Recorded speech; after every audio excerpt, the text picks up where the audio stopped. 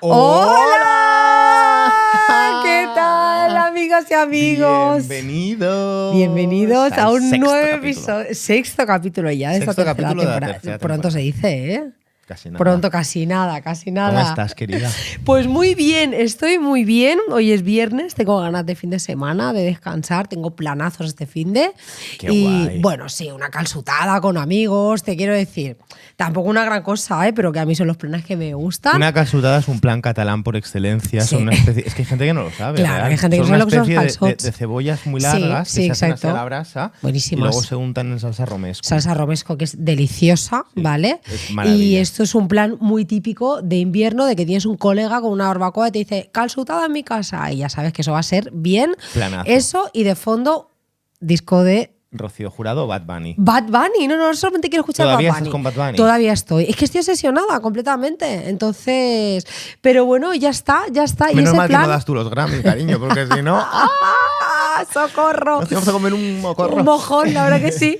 Oye, ¿tú cómo estás? Ahí va a decir una cosa de los Ay, sí, calzots. dime. Espera, yo odio la cebolla y amo los calzots, que son Es cebollas. verdad, tío, Esto ¿a ti no te fuerte. gusta la cebolla? No, yo eliminaría la cebolla del planeta. Qué fuerte, Cari. ¿Y los calzots que te los comes? Pero Es tres que en los tres. calzots poco tienen que ver con una cebolla. No. Poco tienen que Son ver. familia, pero hay familias que a veces hay elementos en la familia que Qué no bien tienen hilado. nada que Uf, ver. Qué bien hilado, qué bien tirado eso, Adri, ¿Eh? ¿Cómo Qué te has bien quedado? tirado. Me quedo muerta.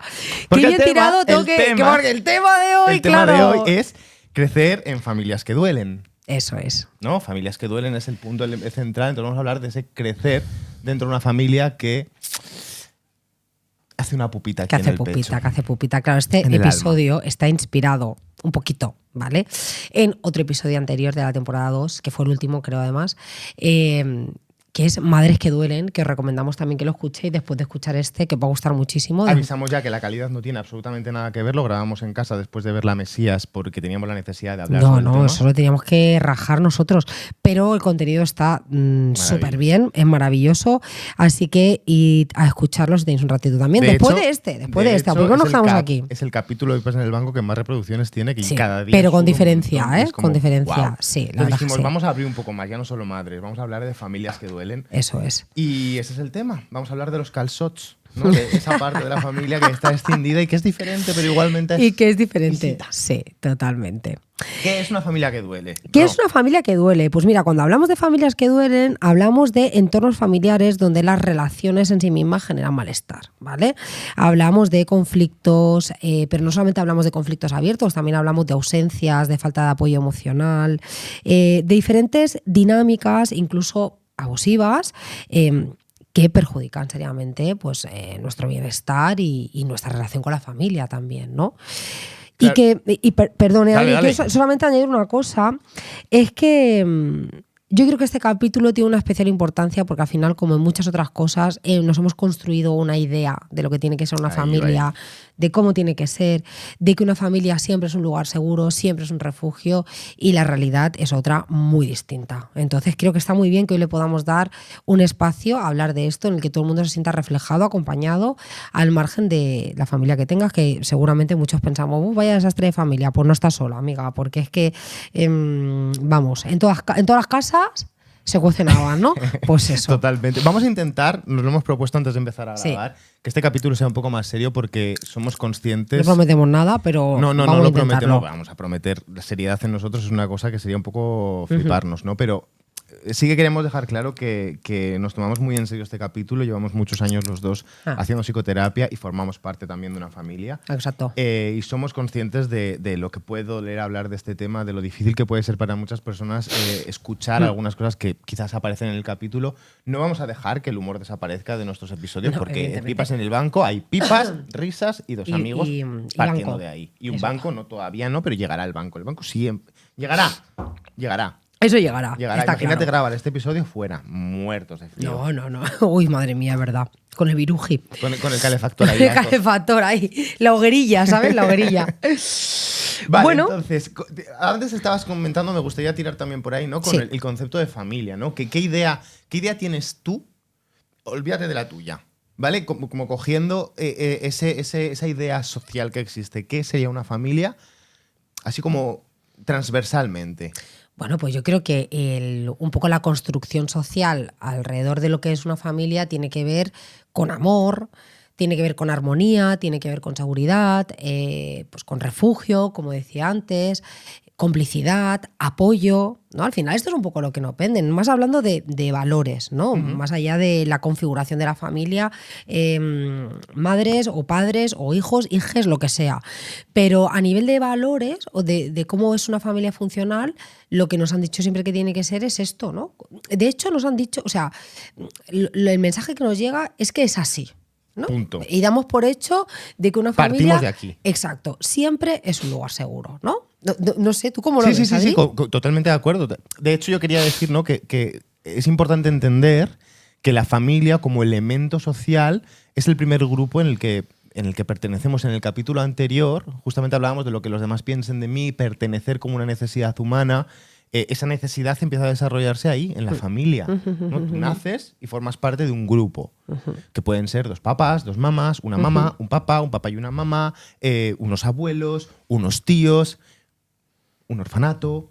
Formas parte de algo. Necesitamos, para desarrollarnos y empezar a vivir, formar parte de algo. Y ese primer núcleo es la familia. Claro, ¿no? Son las primeras personas que conocemos en nuestra vida y por lo tanto son las primeras personas con las que nos relacionamos. Y eso ya va a generar una base moldeadora de los patrones relacionales que tú vayas a desarrollar también a lo largo de tu vida. Que esto ya lo veremos, ¿eh? No quiere decir que estemos condenados a relacionarnos siempre con todo el mundo como nos hemos relacionado con nuestra familia, pero sí hay un factor determinante que va a establecer un estilo en base a la manera de relacionarme y al apego que yo he desarrollado también con mis cuidadores, ¿no? Exacto, aquí es donde entraría toda. No vamos a entrar ahí porque ya está reventada en redes sociales la teoría del apego de Bowlby. Pero si a alguien le interesa, pues la puede leer. Apego ansioso, apego. Bueno, todo sí, esto vamos a dar, ¿no? un tastet, patitet, por si alguien. Yo estoy con Adri, que ahora ya sabemos que dentro de la psicología hay modas, como en todos los sitios, hay corrientes y ahora está muy de moda. Yo siento que es así, ¿eh? Todo explicarlo desde la teoría del trauma y el apego, ¿no? Y una de las cosas. Perdona una cosa que te interrumpa, Ro. Y aquí hay una parte donde, pues como todo en esta vida, ¿no? De todo tiene que haber en el planeta, tira hacia un lugar que no me parece del todo terapéutico, con teorías como, por ejemplo, la del apego de Bowlby, ¿no? Que es como eximirte de la responsabilidad. No, yo tengo este apego porque mis padres, ¿no?, actuaron de esta manera. Y sí que es cierto que lo que tú decías antes, ¿no?, esos patrones relacionales aparecen en los primeros años en las relaciones con la familia. Pero luego, una vez adulto, tú tienes la responsabilidad de decidir qué hacer con ello. Eso va a estar ahí, ¿no? Es como si tú naces pues con un tono de piel claro. Yo me puedo poner un poquito más moreno, pero esto va a estar aquí y en función de eso tendré que decidir. En este caso no tiene más implicación. Sí, esto es muy implicación, importante, ¿no? Adri, porque es que tenemos que ser conscientes de que nuestra historia no está escrita en piedra. Es decir, ahí hay unas cosas que nos han pasado, que nos condicionan, que forman parte de nosotros, pero por suerte crecemos, nos convertimos en adultos con mucho más recursos y bueno, tenemos que hacernos cargo, si queremos, de todo eso y podemos trabajar para cambiar las cosas, ¿no? Que yo creo que esto también es un mensaje esperanzador al final. Totalmente. Es decir, hay ciertas teorías psicológicas que explican las cosas que te pasan, pero que no te condenan. Me lo explico, lo entiendo y ahora qué hago yo con esto, ¿no? Y hay que tener mucho cuidado con los porqués, ¿no? Esto me pasa porque tengo un apego ansioso. ¡Hala, hasta luego! Buenas tardes. Buenas tardes, señora. Y es como, ya está. Claro. pues, y no, amiga. Muy bien, cariño, que sea por un apego ansioso, pero a mí me la suda porque tú actúes así, pero conmigo no actúes así. Claro, exacto. Muy bien, Adri, sí, 100% contigo. A ver si ahora, porque todos explican que tu infancia... Muy bien. O sea, hay una parte de vamos a validar y vamos a ser compasivos con nosotros mismos y si ya podemos hacerlo con la gente que queremos, pues sería fantástico. Y luego hay otra parte de vamos a ser responsables con lo que nos ha pasado. No todo podemos echarlo para atrás. No, es que mi madre... Perfecto, sí es cierto y no te digo que no, pero ¿qué vas a hacer con eso ahora que te has dado cuenta? Que es por tu madre. Claro, no, 100%. ¿Qué vas a hacer? Es la pregunta. No, entonces está esa doble vertiente, la vertiente compasiva con la vertiente responsabilizadora. Sí, pum. Sí, ¿no? Vamos a equilibrar, o sea, que no suene este capítulo ni nada de lo que digamos aquí como vamos a echar mierda a las familias, aunque muchas van cargaditas. Sí, pero me gusta, o sea, aquí no buscamos culpables, o sea, aquí lo que vamos a hacer es simplemente poner el tema encima de la mesa, tratar de entender un poco qué cosas pasan, sobre todo no para culpar a nadie, sino para que la gente que lo escuche se siente identificada y que no está sola, amiga. O sea, es decir, hay mucha gente como tú, con familias como la tuya o muy similares, sufriendo mucho por su familia y eso también forma parte de nuestra realidad, ¿no? Punto. Entonces, como simplemente, pues si alguien todavía no ha escuchado hablar de la teoría del apego, no la voy a explicar, evidentemente. No. Pero solamente voy a decir que el señor John Bowlby. Bueno, tú llámalo como quieras. Johnny. Nuestro querido amigo Johnny, pues sostuvo que los seres humanos tienen una tendencia a buscar la proximidad en las relaciones y en el contacto con su figura de apego, con sus cuidadores, y que en función de esa interacción se desarrollan diferentes estilos de apego. Los principales son el seguro, invitativo, ambivalente, desorganizado. Bueno, como os decía, no vamos a entrar demasiado, pero que al final lo que nos interesa saber es que esos estilos impactan en las relaciones que tú tengas en la vida adulta, como ya hemos dicho, y que siempre un poco lo que tratamos de buscar es la seguridad en el vínculo, ¿no? El apego seguro es el apego más funcional, más adaptativo, que responde pues, a una relación donde yo puedo ser, yo puedo existir, me puedo ir, no siento que si me voy te traiciono o te abandono, sé que si vuelvo vas a permanecer y vas a estar ahí, y a partir de ahí pues el resto de patrones que tienen que ver más con la evitación o con la desorganización o con la ambivalencia terminan siendo patrones disfuncionales en las relaciones, donde luego pues pasan cosas como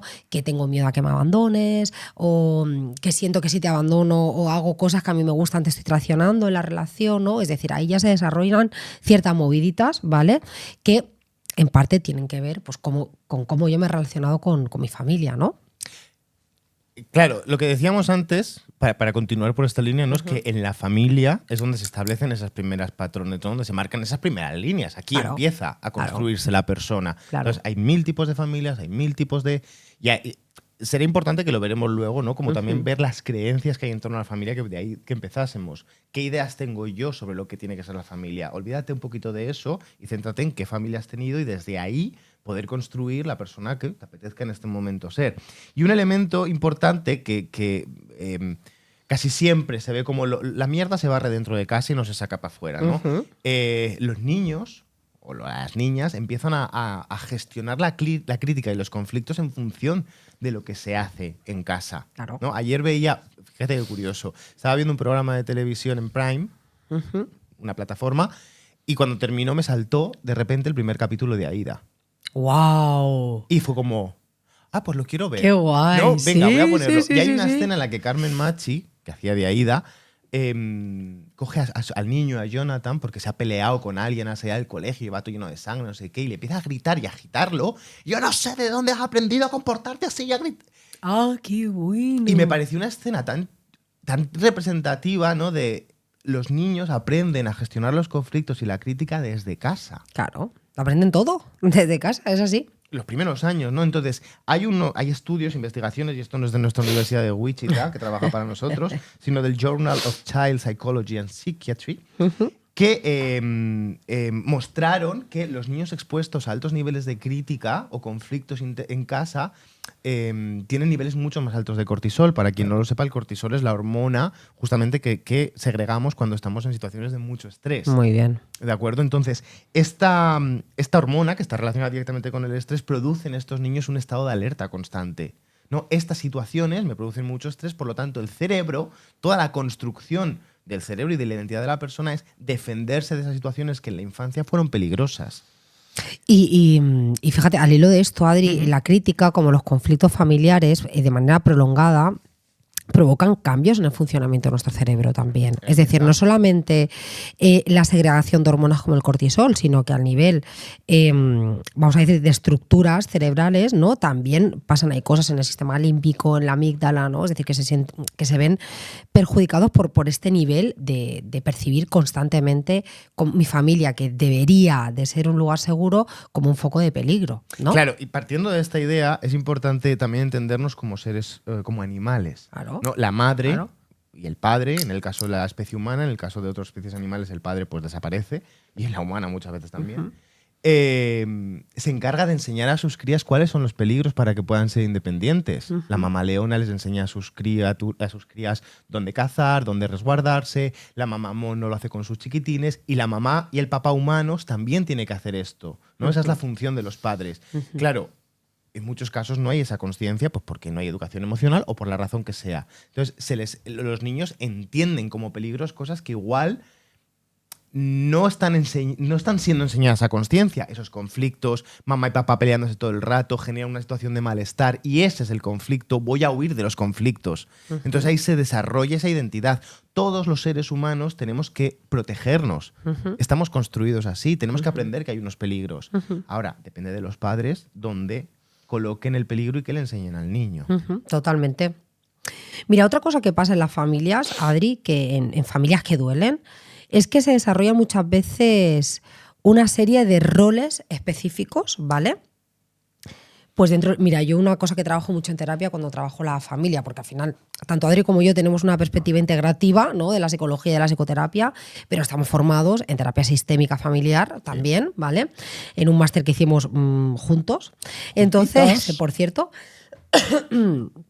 entonces desde esta perspectiva también se habla, ¿no?, de que en familias a veces disfuncionales se desarrollan roles muy específicos, como por ejemplo el cuidador o la cuidadora, ¿vale? Que es siempre a la que todo el mundo recurre, la que cuida, la que salva. También hay otro rol muy típico que es el chivo expiatorio, que es el que se las carga todas un poquito, el héroe, el salvador, el invisible, ¿no? Entonces, ¿qué pasa? Que al final, dentro de una familia, desde la terapia sistémica también se habla de un concepto que es la homeostasis, ¿vale? Y es que el equilibrio de la familia está por encima del individuo. Es decir, la familia es un sistema que funciona como el engranaje de un reloj, que cuando se mueve una pieza, se mueven todas, ¿vale? Entonces, ¿qué pasa? Que esta serie de roles contribuyen a que esa homeostasis, ese equilibrio, que viene a ser lo mismo, se mantenga dentro de la familia. Y a veces esos roles no son del todo funcionales, no son del todo sanos, ¿vale? Por ejemplo, imagínate, Adri, en una familia, madre, padre, hijo, hija, ¿vale? Hijo mayor. En un tipo de familia así, donde el padre fallece, ¿vale? Así de un día para otro. ¿Qué pasa? Que esa familia necesita un cabeza de familia, necesita, ¿no?, esa madre que se queda sola con 2 hijos, necesita como alguien que esté a su nivel, ¿no?, a nivel de jerarquía familiar, y el hijo asume ese papel un poco pues de progenitor, ¿vale? Total. De padre. Entonces, ¿qué pasa? Como el equilibrio de la familia está por encima, conservar ese equilibrio está por encima de las necesidades de los individuos, ese hijo renuncia a su papel de hijo para asumir un papel de padre que no le pertoca. Entonces, para el equilibrio familiar está muy bien, pero eso tiene un precio. Te quiero decir, ese hijo que no está haciendo de hijo, que está creciendo como padre, con la ausencia de un padre, haciendo de pareja de la madre un poco muchas veces, ¿no?, a nivel de funciones familiares, eso, como decía antes, va a tener un precio y va a tener unas consecuencias también, ¿no? Entonces, en situaciones como estas podemos ver, ¿no?, cómo se busca por encima de mis intereses y de mis necesidades. La homeostasis familiar. Correcto. ¿Me he explicado? ¿Se ha entendido? No, totalmente. Perfecto. Es que de hecho yo quería añadir esto, sí, ¿no? Que esa homeostasis o ese equilibrio familiar va por encima muchas veces de nuestra capacidad de decisión. O sea, tú puedes tener muy claro, y hay muchas personas que les pasa, que tu familia te duele, que tu madre te duele, que tu padre te duele, que tus abuelos te duelen, huir de allí, marcharte de allí de manera consciente y decir, yo corto la relación, que la vida te vaya mucho mejor, pero que haya un sentimiento de culpa constante que te está arrastrando a volver allí. O sea, esto va por encima. La necesidad de pertenecer es una necesidad de supervivencia igual que la de comer. Tú puedes ignorar comer durante mucho tiempo porque estás a dieta, porque no quieres comer cierto tipo de alimento, pero el hambre te va a llamar. Claro. No vas a poder huir eternamente del hambre. No. Del sentimiento de pertenencia, de la necesidad de pertenencia, tampoco vas a poder huir. Vas a tener que volver. Y la familia es ese primer núcleo que te va a perseguir siempre. De ahí que yo siempre recomiendo, ¿no?, como ese trabajo consciente, que es muy doloroso, porque esto no es agradable. No puedes cambiar de familia, no puedes. Puedes construir la tuya, ¿no? Leí una frase hace poquito que me gustó y decía, la mayoría de adultos que se alejan de sus familias no es porque no los quieran, es porque su ausencia duele menos que su presencia. Wow. Claro.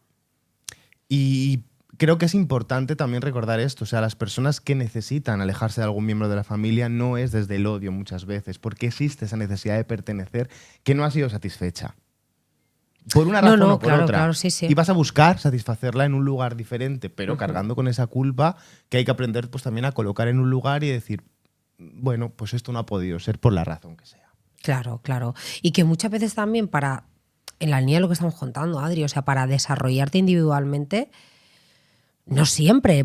Claro, cuando hay una familia que es un lugar seguro, yo puedo salir de esta familia, me puedo desarrollar, puedo hacer mi vida, pero sé que voy a volver y que van a estar ahí y que no va a haber culpa, no va a haber un sentimiento de traición, no va a haber una sensación de que estoy abandonando a mi familia, pero cuando la familia no es un lugar seguro y es una familia que duele y yo me voy con esa culpa. O sea, me tengo que ir porque necesito hacer mi vida, pero me voy pensando que soy una persona horrible, que los estoy abandonando, que los estoy traicionando.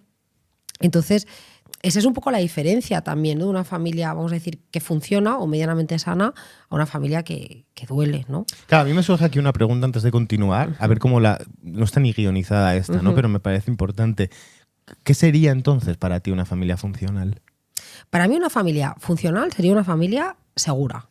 ¿Y qué es una familia segura? Una familia que me protege, una familia que me deja explorar, una familia en la que hay honestidad, en la que hay afecto, en la que hay cariño, en la que hay comunicación, en la que hay conflictos, pero se resuelven, porque no vamos a idealizar, en las familias hay conflictos, claro. pero nos pedimos perdón, hacemos acuse de recibo, crecemos juntos, crecemos separados. O sea, para mí una familia sana, una familia funcional, una familia segura, es ese lugar, y tú lo decías en uno de estos últimos episodios, ¿no? Del que yo me puedo ir sin culpa y puedo volver y puedo compartir y me ayudan a que yo me desarrolle como individuo sin sentir que estoy abandonando. Es que para mí eso es uno de los temas. Yo me puedo ir de aquí. Me dejan explorar. Pero claro, exacto, pero estas personas siguen siendo mi familia y sigue habiendo una relación, siguen siendo un lugar seguro, ¿no?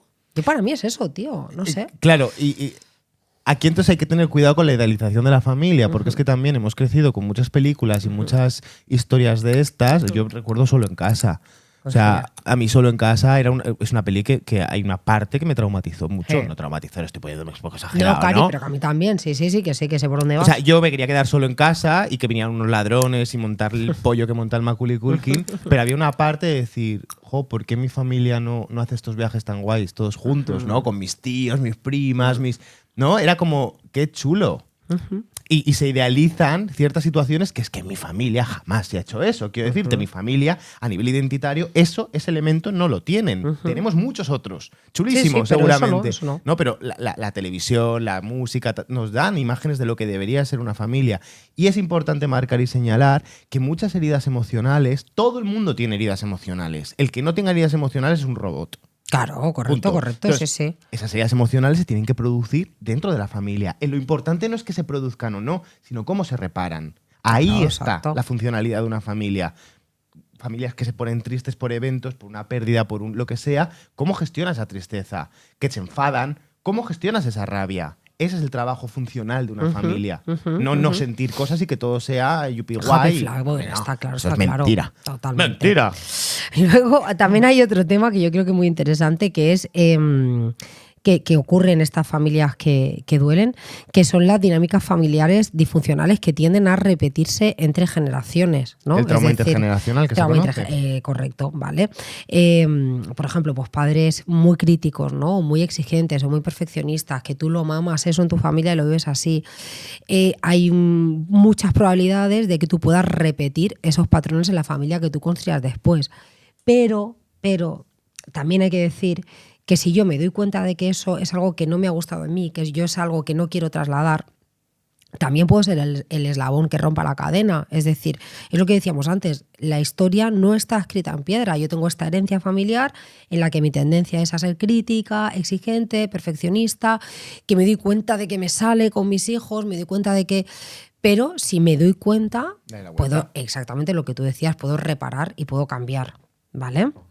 Claro, y dentro de todo esto hay otro elemento importante que son los factores protectores dentro de la familia. En las familias más disfuncionales, en el peor de los casos, sigue siendo tu grupo de pertenencia y sigue habiendo una parte de ti ahí. Entonces se pueden encontrar estos lugares, esa tía, ¿no? Con la que puedo tener una conversación, mi hermano, en esos lugares donde podemos hablar de, joder, la mamá cómo se ha puesto, joder, el papá cómo se ha puesto. O sea, no hace falta que sea un miembro que cumpla con... Porque claro, conforme van pasando los años, te vas haciendo adulto, las carencias quedan cada vez más atrás y es mucho más difícil acceder a reparar aquello que quedó carente, ¿no? Ese abrazo que no te dieron, esa felicitación que no recibiste, esa escucha durante esos años que no tuviste y se enquista ahí, entonces empieza muchas veces esa necesidad de venganza. Sí. Ahí lo que estás haciendo es perpetuar lo mismo, claro. ¿no?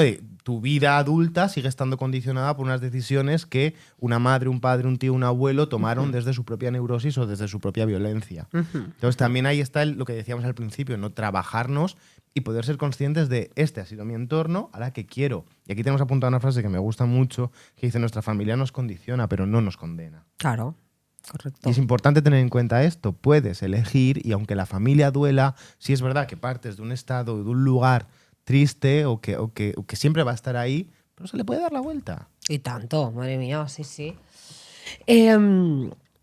Vamos a hablar también un poco, Adri, de dinámicas disfuncionales familiares típicas, ¿vale? Como decimos siempre, no queremos poner etiquetas, no queremos que nadie se haga cruces, queremos simplemente representar cosas que pueden pasar, ¿vale? Dentro de las familias que duelen. Y ¿vale? cómo también un poco cómo gestionar esto, ¿no? Cómo colocarme, cómo posicionarme frente a este tipo de cosas si yo lo estoy detectando en mi familia y no sé qué hacer ante ello. Eso lo veremos pues un poquito más adelante, ¿no? Al final. Está, sí. Y antes lo que vamos a hacer es como nombrar un poco estos tipos de dinámicas familiares, que la primera es una muy, muy típica, que es la familia controladora, la familia sobreprotectora, ¿vale?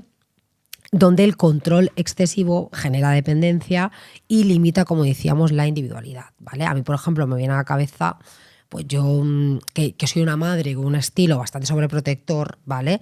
Me viene a la cabeza pues muchas veces que yo le he dicho a mi hija: no corras, no te subas, ya te lo hago yo, que voy más rápido, que no, este tipo de control y este tipo de dinámicas sobreprotectoras, que al final, fíjate, ¿no? O sea, yo realmente cuando le digo a mi hija: no te subas ahí que te vas a caer y te vas a hacer daño, ¿qué me preocupa? ¿Me preocupa que a mi hija le pase algo? ¿O lo estoy haciendo porque lo que no quiero yo es sentir miedo y sentir... Es decir, total. Eso que yo le digo a mi hija, se lo digo para ella, para su beneficio o para mi beneficio. Porque la realidad es que lo estoy diciendo para mi propio beneficio. Porque a ella lo que le beneficia es caerse, es saltar, es jugar, es ser libre. No le beneficia que yo le esté diciendo: cuidado, cuidado, cuidado.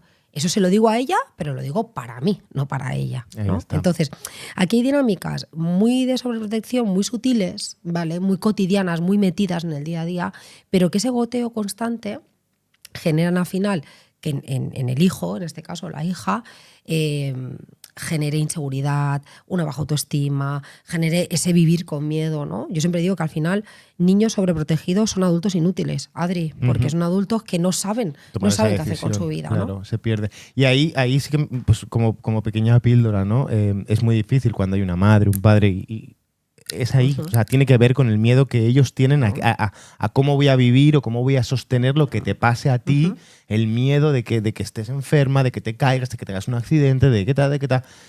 No quiero que te pase a ti nada para yo no sufrir. Ahí está. Vale, entonces pues hay un movimiento muy egoísta y está bien. O sea, no hay que nadie que lo esté escuchando: ay, yo también soy así como madre. No, culpable. No. La primera aquí, culpable yo. O sea, es así. Responsable, no culpable. Importante, importante. Es pero claro, ¿qué hacer si soy el hijo, si soy la hija de una persona muy controladora? Lo que te sale cuando estás hasta las pelotas o hasta los ovarios es decir: mamá, que te calles ya, pesada, que eres muy pesada, claro. Que ya sé. Esto lo único que hace es aumentar todavía más la neura de la madre o del padre. Entonces, encontrar un camino distinto de: entiendo, mamá, que te estás intentando preocupar por mí, pero si me tengo que equivocar, quiero equivocarme. Muy bien, correcto. Punto. Entonces, gracias por la ayuda. Es validar que esta madre o este padre están buscando una ayuda desde el control. No quieren hacerte daño, pero no están siendo capaces, como mi amada Rocío, de darse cuenta de: esto es mío. Claro, totalmente. Bueno, segunda, familias críticas. Familias que están constantemente señalando: esto tener que sacar mejor nota. Volvemos al mismo ejemplo. O sea, no está hablando de ti, está hablando de ellos mismos, del miedo que tienen a que no cumplas con esas expectativas que ellos consideran que son importantes en esta sociedad. Si no sacas mejor nota, no entrarás a la universidad. ¿Y qué? Pero fíjate que esto tiene que ver con mi miedo de que tú no seas suficiente, ¿no? O sea, el miedo del padre o de la madre de que el hijo o la hija no sea suficiente, pero también tiene que ver con el poder. Con un ejercicio de poder, ¿vale? Es decir, al final lo que busco es que el control también tiene que ver mucho con eso, ¿no? Con el poder. estar como reafirmar en esa jerarquía donde yo soy el padre y estoy arriba y tú eres el hijo y estás abajo, reafirmar esa toma de poder que yo tengo en esta familia.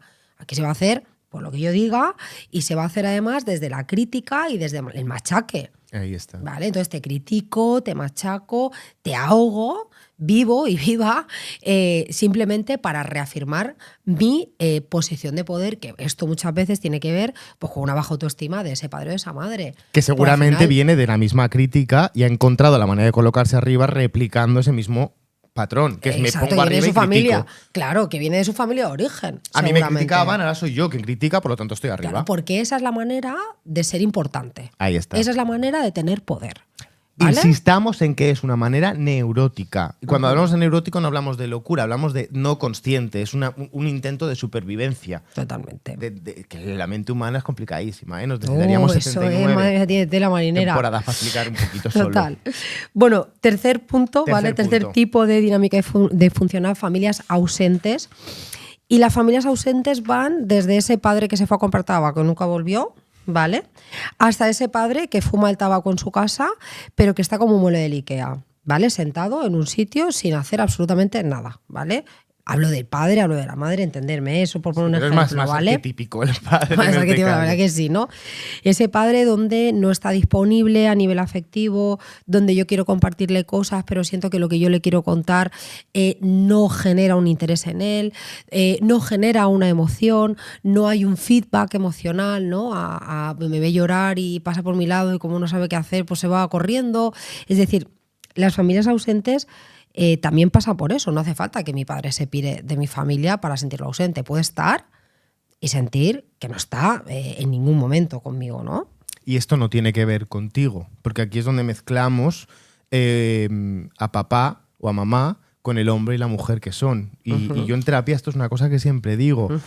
Cuando duelen, a veces va muy bien internamente fragmentarlos en dos. Es decir, está mamá, está Laura, que es la mujer que se construyó con una familia, con unos ideales, con unos amigos, con unas decepciones, y esa Laura se construyó antes de que se construyera mamá. Pero fíjate, Adri, que eso es una reflexión que tú puedes hacer como adulto, ¿no? Tú puedes decir, esa madre mía o ese padre mío ausente como un gato de escayola sentado ahí en el sofá, ¿vale? Antes fue un niño abandonado emocionalmente y ahora está replicando, ¿no? Ese mismo patrón porque no tiene recursos ni herramientas para hacer una cosa distinta. Pero cuando tú tienes 8 años, tienes 7 años, cuando tú estás en tu primera infancia, ¿vale? Desde los 0 a los 7, tú no tienes esa capacidad de elaborar ese tipo de pensamiento complejo. No. Entonces tú te explicas que ese cero feedback emocional que te da tu padre, mi padre que no me hace ni puñetero caso, es por mi culpa. Claro. No soy suficientemente interesante para mi padre, no soy suficientemente importante para mi padre. De adulta yo puedo reformular esta situación y puedo decir, vale, mi problema no soy yo, el problema es que mi padre pues, no ha recibido nunca una educación emocional y afectiva y no sabe darla, punto. Pero cuando yo soy pequeña, crezco con esa semilla plantadita pensando que yo no soy suficiente. Y eso nos persigue, ¿eh? Y hasta que yo soy adulta y llego a terapia con Adri y digo, Adri, me pasa esto, y Adri me dice, bueno, tía, pero eso ¿desde cuándo te pasa? ¿Y por qué te pasa? ¿Tú te das cuenta de que eso que te pasa no tiene que ver contigo y tiene que ver con una dinámica tal? O sea, hasta que llegas ahí... Hostia, jodido, ¿eh? Se sufre mucho. Claro, pero ahí es donde hay que poner la luz en que todos y todas hemos hecho ese camino. Cada uno con nuestra historia. Por desgracia hay personas que han acarreado con un abuso dentro de la familia. Hay personas que han acarreado con padres y madres ausentes. Hay personas que han acarreado con padres y madres con adicciones. Hay personas que han acarreado con familiares violentos. Hay 1000 tipos de situaciones, pero todos... hemos acarreado con algo, porque la familia es un espacio de aprendizaje y en el aprendizaje el error y el sufrimiento forman parte. Ahora, los niveles de sufrimiento pueden ser muy distintos dependiendo de la conciencia de los educadores en este caso, pero todos llevamos una mochila relacionada con nuestra familia que antes o después, con mayor facilidad o menor facilidad, dependiendo de la intensidad, pues nos toca trabajar para poder empezar a construir lo nuestro de una manera más consciente. Totalmente. Vale. Bueno, venga, sí, dale, Adri. Familias conflictivas, que bueno, al final es lo que estamos nombrando, diferentes tipos de conflicto, pues familias donde existen unos conflictos, y aquí incluiría yo la última categoría que tenemos aquí, que son las familias trianguladas, y que me parecen muy importantes. Es un conflicto un tanto especial. La familia triangulada es la que forma un triángulo, ¿vale? Con 3 puntas. Entonces, en una punta está mamá, en la otra punta está papá, y hay una línea de comunicación directa entre ellos, pero utilizan el hijo o la hija, que es la tercer esquina del triángulo, como elemento de comunicación. Papá se comunica con el hijo para mandar un mensaje a mamá, y mamá se comunica con el hijo para mandar un mensaje a papá. Se coloca a los hijos en una posición para la que no están preparados. Esto es un conflicto que acarrea un exceso de responsabilidad, acarrea un exceso de culpa, bueno, ser el cartero de una comunicación que todavía no te toca. Claro. Hijos que hablan de dinero y de la pensión que me tienes que pasar, hijos que hablan de el novio de tu madre, la novia de tu padre, me he enterado que este niño o esta niña no está preparado para procesar esa información sobre su figura de responsabilidad y verlo como un adulto. La triangulación sucede muchísimo. Claro, y mira, ahora estaba yo pensando que también en su versión más violenta y más jodida, la violencia vicaria, ¿no? Cuando yo le hago daño esto. ¿vale? A mi hijo o a mi hija para joderte a ti, ¿no? Que eres mi exmujer y que no te soporto, ¿vale? Entonces, o mi exmarido. Pero hay otras, o mi exmarido, sí, hablo de la situación más típica, pero ya sabemos que se pueden dar en diferentes formatos, ¿no? Pero al final es ese uso de los hijos, como tú decías, que las explico perfectamente bien, ¿no? Para enviar ciertos mensajes. Entonces, Adri, vamos a decirlo así un poquito, ¿no? Porque esto puede ser muy extenso, ¿no? Pero efectos psicológicos de crecer en una familia disfuncional, ¿vale? Como de las que estamos hablando. Pues unos cuantos. Infinitos. O sea, te quiero decir, los que quieras y más, ¿vale? Desde las versiones más típicas, ansiedad, depresión, baja autoestima, inseguridad, dificultad para relacionarme con los demás, hasta pasando por mogollón de trastornos, los trastornos alimentarios, por ejemplo, los trastornos psicosomáticos, adicciones, ¿no? Aquí, tienen trauma un origen, complejo, exacto. O sea, lo que tú quieras. Lo que tú quieras, porque es el origen, es que es el origen. O sea, Es el ahí origen. se fraguan muchas cosas, entonces es importante poder echar una mirada. Evidentemente tiene un efecto brutalísimo en la identidad, en la respuesta a la pregunta, yo diría que más importante que todos nos hacemos: ¿quién soy? Claro. ¿Quién soy? ¿Valgo? O sea, ¿quién soy? ¿Para qué valgo? ¿Para qué valgo? ¿Cuánto valgo? ¿De qué soy ¿Me capaz? querrán? No, es que es todo, claro. Todo eso forma parte de un sistema de creencias que se empieza a generar en la infancia. ¿No? Todos somos capaces de lo que nos dé la gana si estamos debidamente estimulados en el momento que nos toca. Esto no es decisión nuestra, porque cuando te das cuenta ya eres mayor de edad. Esto es decisión de unos padres en estimular o cómo estimular a sus hijos. Y de querer, Adri, o sea, de estimular y de querer. Pero es que el amor forma parte de una estimulación emocional potentísima. El amor mueve el mundo. Hoy venía escuchando la banda sonora de Moulin Rouge. Uy, mira que te gusta, ¿eh? A mí un musical. y me emocionaba porque hablan todo el rato del amor y decía, es que es real, el amor cambia el mundo. Total, es la base, Adri, es la base. Entonces, como decíamos, ¿no? Múltiples consecuencias. Yo creo que también van a depender el tipo de consecuencias del tipo de dinámica disfuncional que se ha establecido, de relaciones, claro, de sucesos, ¿no? Pero de factores protectores, el colegio, profesoras, series factores de televisión, personales también, ¿no? Hay muchas cosas que también muchas cosas hay que interfieren. Y ya sabéis que nosotros siempre le damos una perspectiva multifactorial a todos los temas. Qué bien hablas. Ya, Cari, es que claro, una tiene sus estudios. Entonces, ¿por qué cuesta tanto, Cari, romper con estas dinámicas? Porque yo me encuentro muchas veces en terapia gente que se tortura porque dice, si yo sé que mi madre es una capulla, pero es que no me puedo separar de ella, si yo sé que mi padre me hace daño, pero es que no me puedo separar. Yo creo que ya hemos ido haciendo algún spoiler, ¿vale? De por qué a veces cuesta tanto romper con estos patrones, a pesar de que los tenemos súper identificados, pero es que, claro, el miedo de quedarme sola en el mundo, la sensación de desarraigo, de culpa, como tú ya decías antes, es que esto es fuerte. Esto es un ancla que pesa.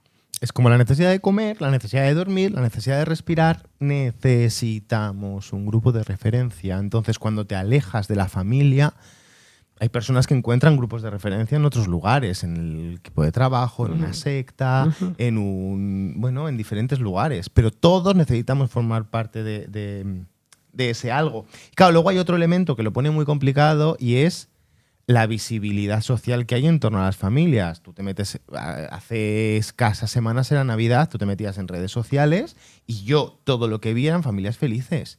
Cuando luego empiezo a hacer sesiones de terapia me doy cuenta de que el 90% de las personas que acompaño no las han pasado con la familia a gusto. Claro, entonces hay una muestra representativa, esto es como las parejas. ¿Cuánto te amo, mi vida? Pero cuando os estáis tirando los jarrones a la cabeza, nadie sube las redes. Entonces, la imagen que se genera en nuestro cerebro es ¿cuántas familias felices? Claro. No, es así. Y eso genera presión por querer permanecer dentro de una familia, por querer llevarte bien, porque nos tenemos que llevar bien, porque nos tenemos que querer, porque yo quiero que pasen cosas que nunca van a pasar, porque nunca van a pasar. Porque no van a pasar. Pues, punto, y pelota, y se acabó. Y que si quiero que pasen, tengo la oportunidad de montar mi propia familia o buscar un grupo de personas con las que vivir eso. Hay millones de personas en el planeta Tierra. Millones. Esa es tu familia de origen y yo soy de la opinión de guardar un respeto y honrar de dónde vienes, pero decidir si te quedas o no. Totalmente, totalmente. Y luego yo quiero contar algo, Adri, que es una cosa muy curiosa que pasa, ¿vale? Que por eso también a veces nos quedamos ahí, ¿no? Porque a veces es peor el remedio que la enfermedad. Me explico. Es decir, tú imagínate, situación típica, ya sabéis que nosotros nos dedicamos a los TCA, ¿vale? Y esto es una situación muy típica de que pasan este tipo de situaciones, ¿no? O sea, yo vivo con mi madre, vivimos las dos solas, ¿vale? Yo tengo un trastorno alimentario y yo me doy cuenta de que la relación con mi madre es muy dependiente y que necesito hacer mi propio camino, ¿vale?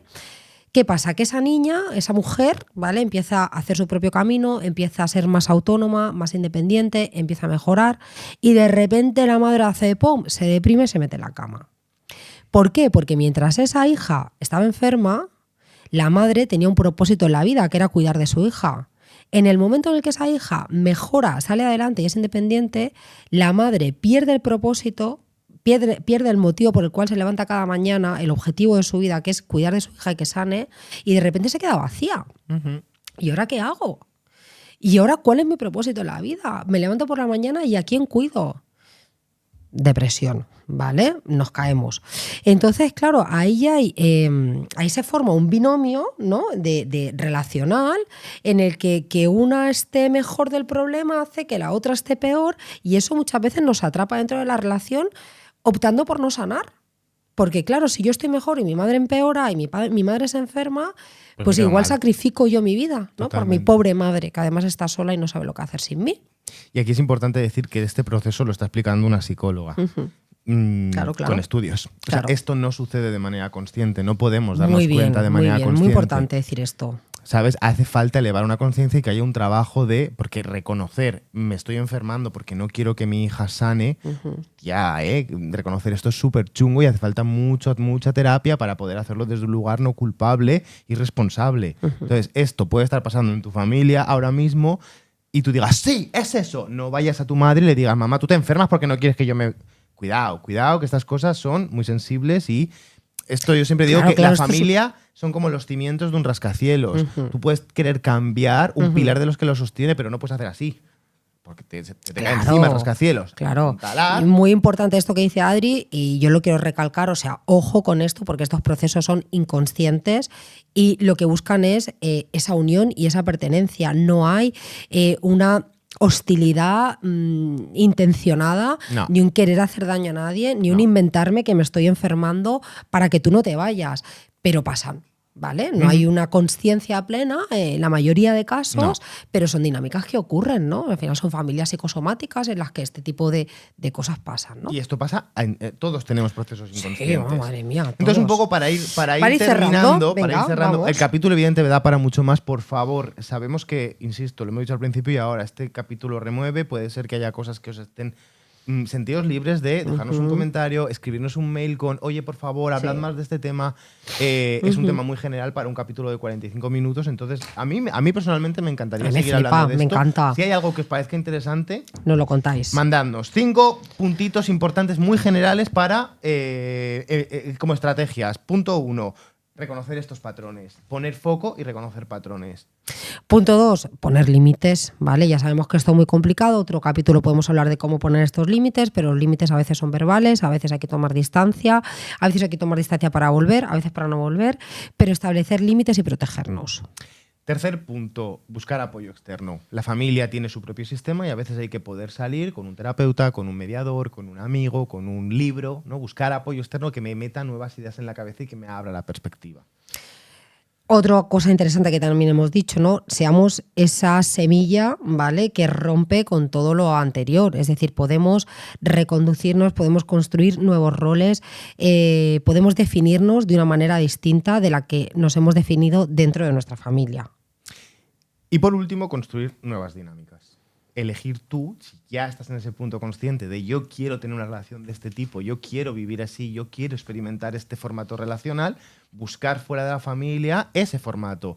Puede plantearse dentro de casa y que la familia te diga, oye, qué guay la idea, venga, vamos a tirar, pero la probabilidad de que te digan que no, porque aquí ya hay un sistema, es muy alta. Búscalo fuera, construye, explora. Esa es la idea, que también nos podamos individualizar y construir cosas nuevas, diferentes. Totalmente. Y bueno, chimpún, yo creo que, como tú decías, Adri, podríamos estar aquí horas hablando de este porque se nota que además es un tema que nos encanta. A mí me flipa el trabajo familiar. Pero bueno, de momento sí lo vamos a dejar aquí. Como decía Adri, si tenéis cualquier sugerencia, encantadísimos.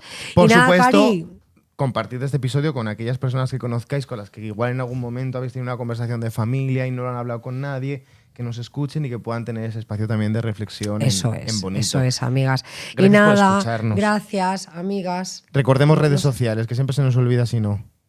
Es así. ¿Cómo es esto? Es en los corazones coreanos. No, tía, ese es más fácil. Este y a chuparla. Vale, en Instagram, @adri.jimeno con G. @Rocío_Rodríguez_psicología. Y nada, amigas, os y queremos nuestro muchísimo. Instagram común que se te olvida. Pipas en el banco. Meteros Muchas ahí gracias. y fundirlo a comentarios, ¿vale? Gracias por estar. Os queremos. Y yo te quiero a ti. Y yo a ti, la familia que se escoge, cariño. Chao.